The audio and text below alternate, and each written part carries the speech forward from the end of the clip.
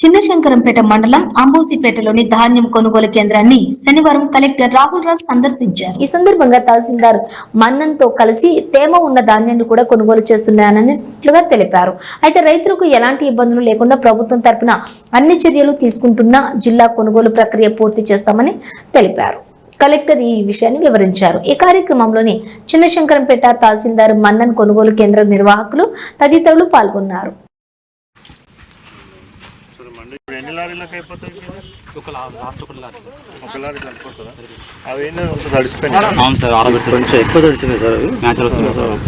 చేసుకోమని చెప్పారు.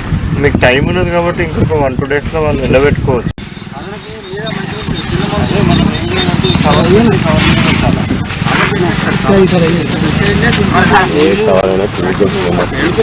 కవర్ కొట్టు కూడా వస్తుందా?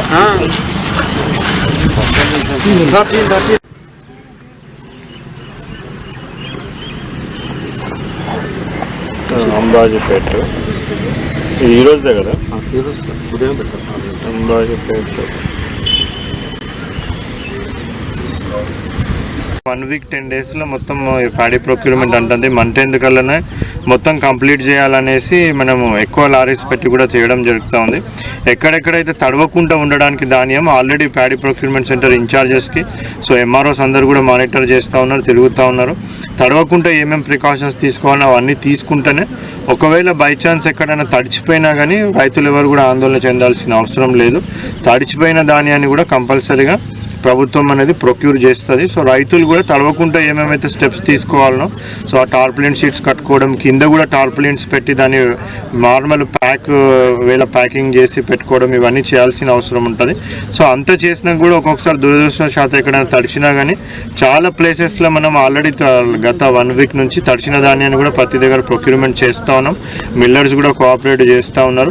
సేమ్ వేలో ఇంకొక 1 week 10 days చేసినామంటే మొత్తం ప్యాడీ ప్రొక్యూర్మెంట్ అంతా కూడా మన జిల్లాలో కంప్లీట్ అయిపోతుంది.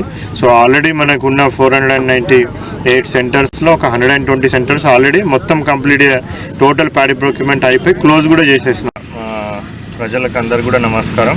సో ప్యాడీ ప్రొక్యూర్మెంట్ అనేసి మనకి అకాల వర్షాలు, సో లాస్ట్ ఒక 1 week నుంచి చూస్తూ ఉన్నాం.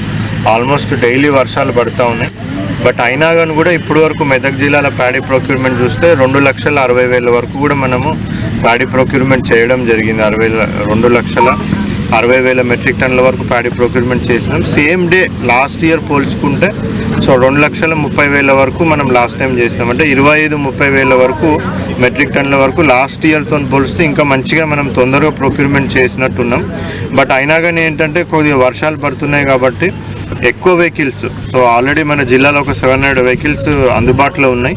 సో ఈ 700 లారీలే కాకుండా ఇంకొక అడిషనల్గా ఒక 100 లారీస్ కూడా మనము సిద్దిపేట నుంచి వేరే జిల్లాల నుంచి కూడా అరేంజ్ చేయడం జరిగింది. మాత్రమే ఇప్పుడు మనకి మిగిలి ఉన్నాయి. సో ఇవి కూడా ఒక 1 week 10 daysలో క్లోజ్ చేసేస్తాము.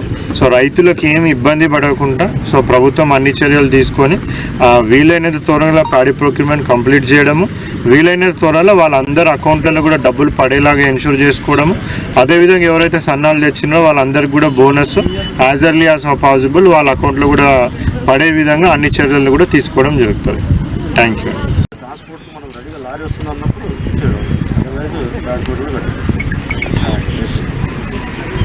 ఇది వాళ్ళకి క్లోజ్ చేసుకోమని చెప్పండి.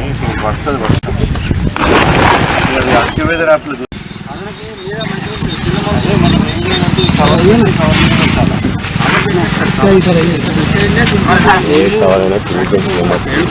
కవర్ కొట్టు కూడా వస్తుందా?